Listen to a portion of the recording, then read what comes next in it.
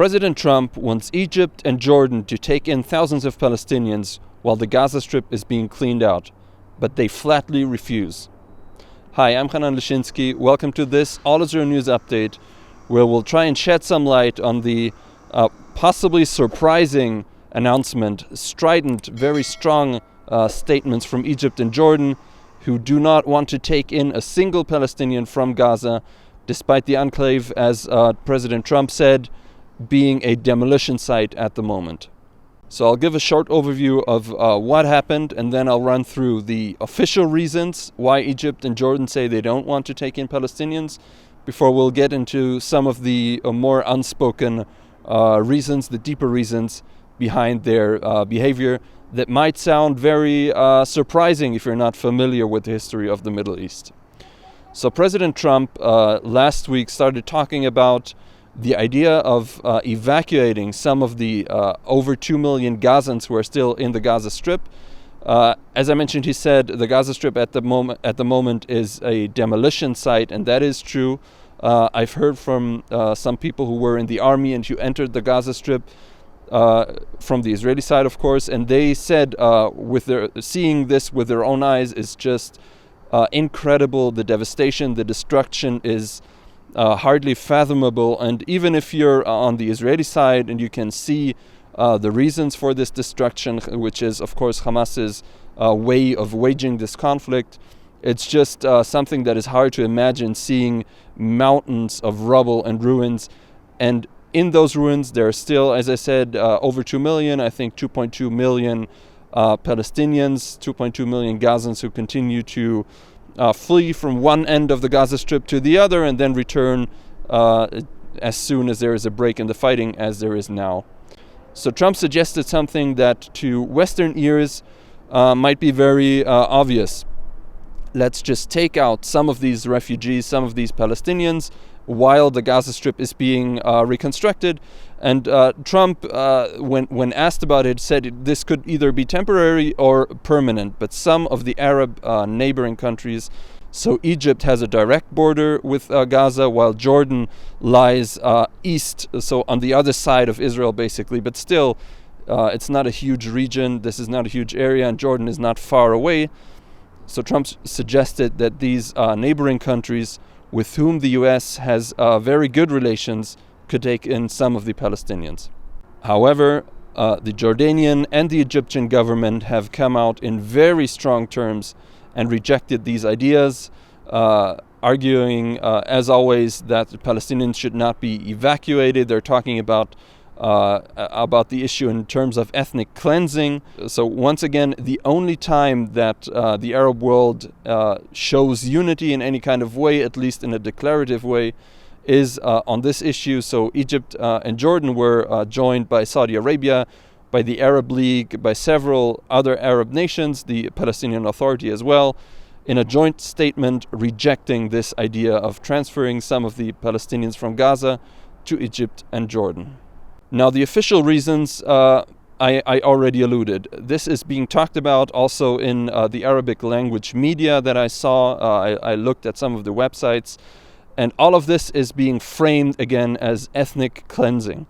All of this is being framed as another attempt, often with hints that Israel is behind this, of taking the Palestinians from their homeland, depriving them of their rights, and forcibly evacuating them, forcibly taking their land, with the insinuation that in the end Israel will take over the Gaza Strip, and this will be just another continuation of the humiliation and of the deprivation of rights of the Palestinian people. Now, this story again highlights how pervasive this myth of the Palestinian cause, the so-called Palestinian cause, is across the Arab world. Almost every government and almost every Arab society, Middle Eastern society, is really convinced. So we can see other reasons. We can, of course, go into the underlying historical reasons for this behavior. But I think it's important to understand that a majority of the Arab societies here in the region are really convinced that this is the case, that the Palestinians are being deprived of their rights, that this is another kind of devious plan from Trump with support of Israel, from Israel, of aiming to deprive the Palestinians of their rights and of their lands. Now, if you are living in the West or anywhere else in the world, one could wonder about this situation, because everywhere else in the world it is pretty normal that populations in an area of war, in an area where very violent conflict is being waged, these populations are being moved to other countries, to neighboring countries, even halfway across the world. In the case of Syria, for example, where we saw millions arriving in Europe. Only in this conflict, things are a bit different. So now I'll get into the historical reasons for why Egypt and Jordan have very serious concerns over letting Palestinian population enter their country. In the case of Jordan, the history of the Jordanian kingdom and of the Palestinian people is entwined, we could say, from the beginning.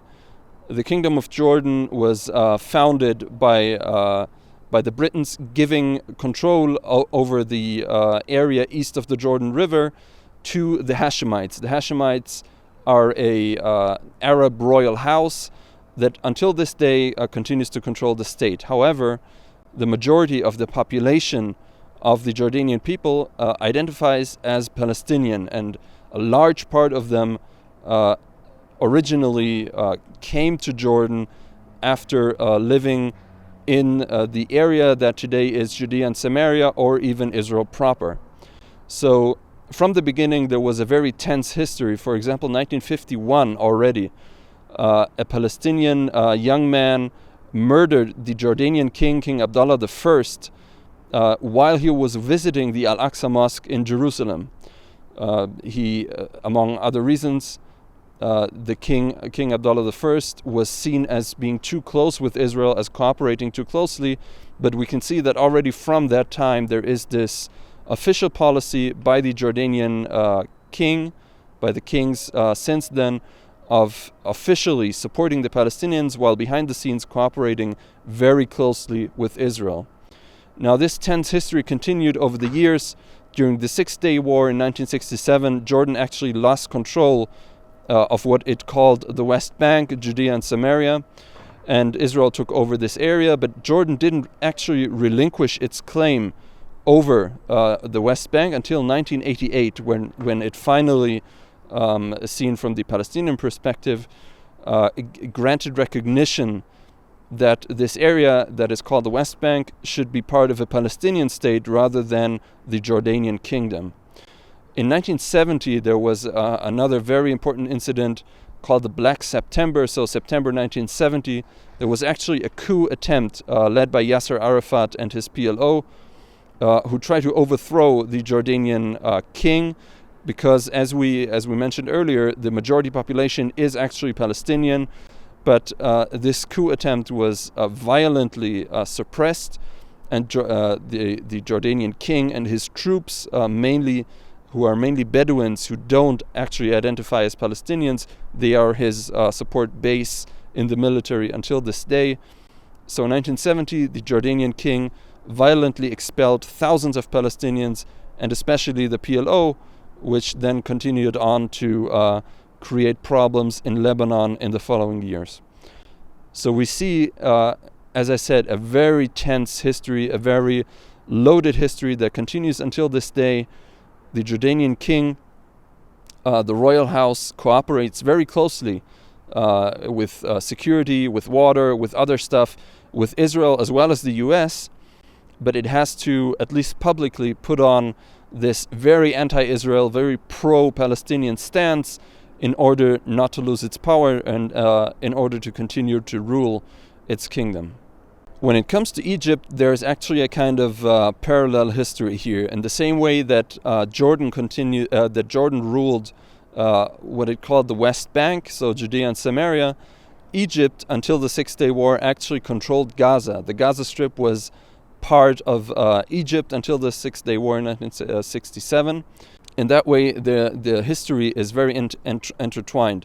By the way, also the culture of the Gaza Strip. For example, I read that the food that is being eaten in the Gaza Strip, or the way that people talk in the Gaza Strip, is more close to Egypt to the south than, for example, to the dialects and the food that is being eaten in Judea and Samaria. So there are cultural and language affinities there as well. But for Egypt, since in the modern history of Egypt, the most important, the most dangerous factor for the Egyptian rulers have always been the Muslim Brotherhood. The Muslim Brotherhood is one of the bases, one of the most important organizations that gave rise to the Islamist movement across the Arab world and across the greater Muslim world. And the Palestine branch, or the Gaza branch in this example of the Muslim Brotherhood in Gaza, was Hamas. This is the basis of Hamas, and there are still close ideological but also personal relations between the Muslim Brotherhood proper and Hamas in the Gaza Strip today.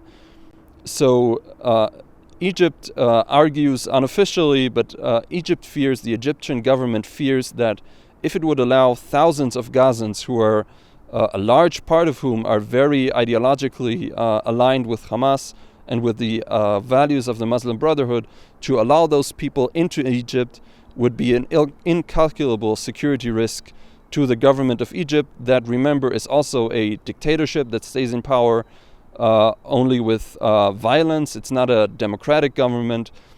So the government of President Assisi is very concerned that an influx of thousands of these ideologically Islamist people into its country would endanger its rule.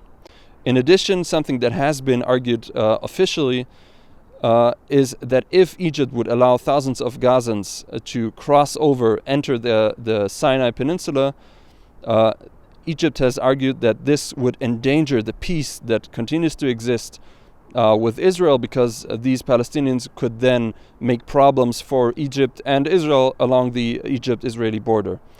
So these are some of the arguments that are being presented by Egypt, as well as the unspoken argument of the danger to the Egyptian rule and to the stability of its rule. Now, I don't want to engage in trite cliches, but as so often, as you can see in this situation, in the Middle East, there is a public stance, there is a public policy, and in the background, behind the scenes, they are the true reasons for government's actions and for so much that happens here in the Middle East. So if you want to continue to follow this situation, to follow all the other developments here in Israel and across the region, follow us here on our channel on YouTube, leave a like, and follow us on allisrael.com and all the other social media channels.